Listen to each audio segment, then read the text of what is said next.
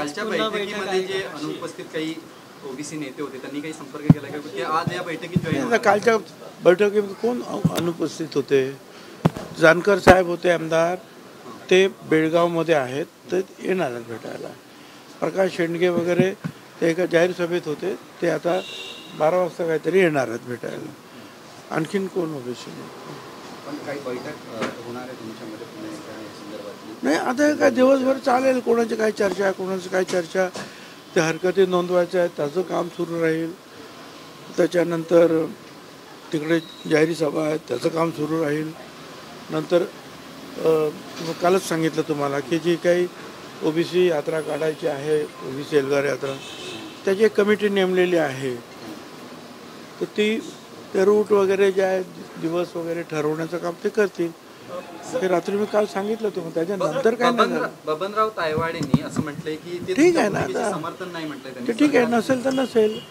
मला स्वतःला असं वाटतं की हे जे आहे हे आमच्यामध्ये 374 वाटेकरी होते वेगवेगळ्या जातीचे, ते ज्यांना आम्ही सामावून घेतलं.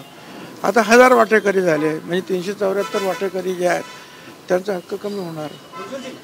साधा सिंपल आहे, असे दॅट सिंपल. एवढं काय त्याच्यासाठी फार मोठं काय तत्वज्ञान आणि अभ्यास करावा लागत नाही आहे.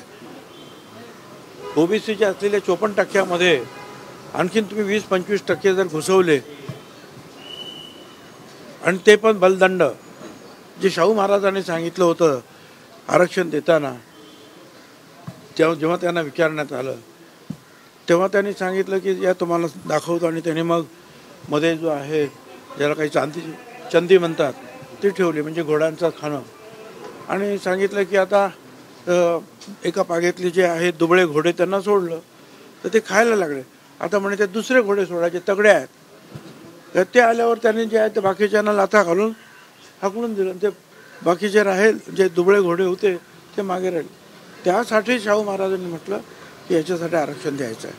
तर आता हे जे आहे विमुक्त भटक्या जमातीचे लोक असतील, 374 वेगवेगळ्या जाती जमातीचे लोक, त्यांचं सगळं आरक्षण जे आहे आता बलदंड लोक घेऊन जाणार. आम्हाला आमचं ते आरक्षण संपल्याच जमा असं वाटायला लागलं, म्हणून आम्ही बोलतो आहोत. सरकारमधील सर तुम्ही आहे सरकारमध्ये तुम्हाला काय तुम्ही ज्येष्ठ मंत्री आहात, कुठेतरी वाटते का एकाकी पडल्याची तुम्हाला भावना आहे? कारण का सातत्यानं तुम्ही हे करताय. मी कशासाठी एकाकी? करोडो ओबीसी बांधव या राज्यातले सुद्धा आणि देशातले सुद्धा माझ्या बरोबर आहे. मी कसला एकाकी? जाणीवपूर्वक कुठेतरी वाद निर्माण केला जातोय. सरकारमधले एक मंत्री ओबीसीच्या बाजूने बोलतात, काही मंत्री मराठ्यांच्या बाजूने बोलतात. हे जाणीवपूर्वक केलं जातंय. तुम्हाला असं वाटतं? म्हणजे आमच्या ओबीसी मध्ये जे आहे हे असे करोडो लोक जे आहे बॅकडोर एंट्रीने घुसवतात, हे मी जाणीवपूर्वक भांडण काढलंय? त्याचा तुम्ही विचार करा ना.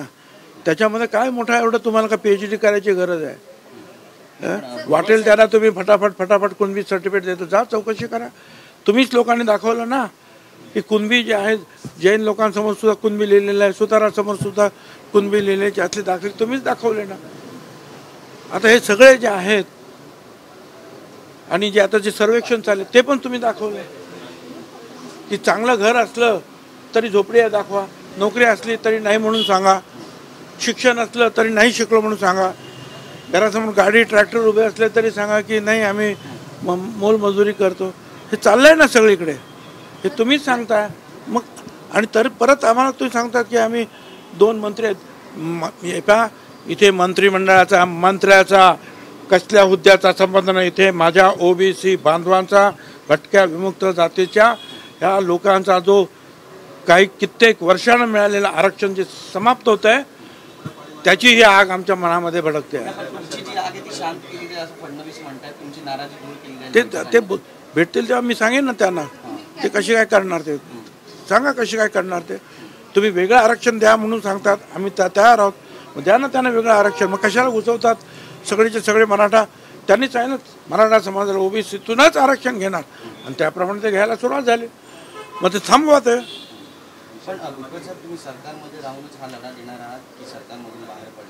ते त्यांनी ठरवावं ना. माझ्या पार्टीने ठरवावं, माझ्या सरकार मुख्यमंत्र्यांनी ठरवावं. मला त्याची काही चिंता नाही.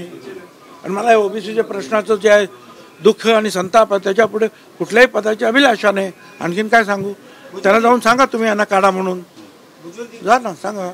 बुजुर्ग जी थोड़ा सा हिंदी में बता दीजिए, जिस तरह से आपने जो लाइन ली है बाकायदा कहीं ना कहीं कैबिनेट में रिफ्ट होती नजर आ रही है, लग रहा है आपको? क्योंकि मैं कैबिनेट में रिफ्ट है कि मुझे मालूम नहीं, मगर मैं ओबीसी का काम जो है गए 35 साल से कर रहा हूँ. सिर्फ राज्य में नहीं, महाराष्ट्र में, पूरे सारे देश में कर रहा हूँ. और मैं ओबीसी का जो है ये जो लड़ाई जो है ये लड़के रहूँगा.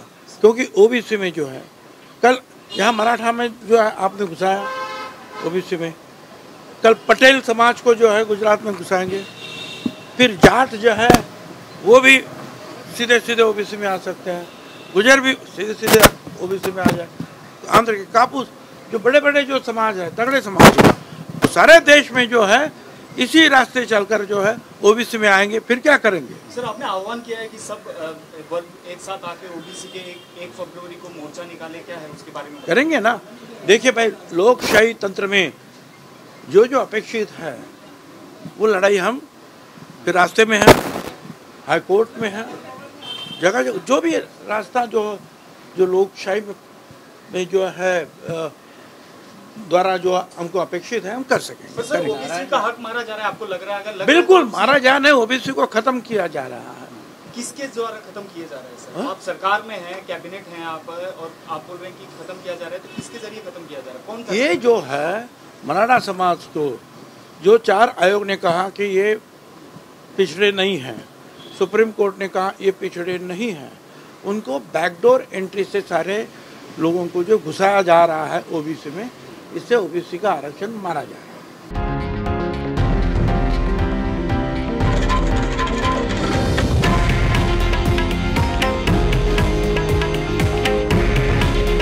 हे आहे देशातील नंबर 1 न्यूज नेटवर्क आणि आपण पाहत आहात TV9 मराठी. काळजी तुमची, हित महाराष्ट्राचं.